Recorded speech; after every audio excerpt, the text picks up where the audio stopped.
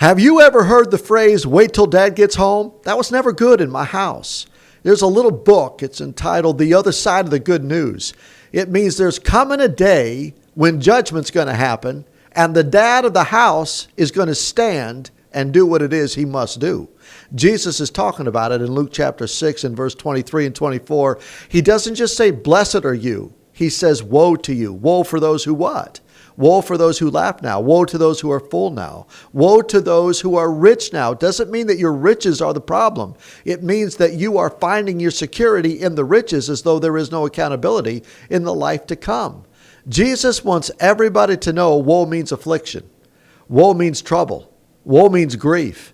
Jesus is saying when you listen to the voice of God, you're blessed. We just talked about this. If you're hungry, if you're weeping, if you are in need of God and you know you're spiritually poor, you're in a great spot because God's going to fill you. He's going to meet you. But if you're in a spot where you're trusting your riches, you're trusting your friends that bring laughter, you're trusting in the fact that you're full and you can go anywhere you want, and all you're thinking about is what you're going to eat in the next meal, you got a problem because Jesus says your life is more than that.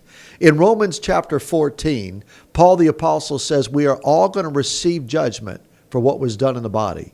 In 2 Corinthians chapter 5, for the believer who belongs to Jesus, we are going to be before the bema seat of Christ, and in there we're going to receive what is our just due for what we did when we were acting in our body to glorify Jesus.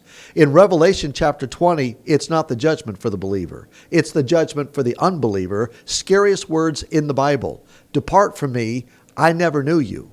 The woes Jesus is talking about in Luke chapter 6 are for those that he never knew.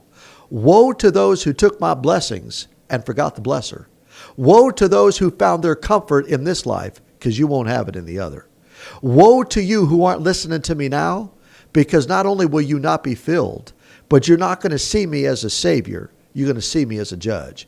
My dear friend, it is better right now to take blessed are you who weep, blessed are you who are poor, blessed are those of you who know that you are in a desperate state so that I can come to you, God says, and fill you and help you and bless you.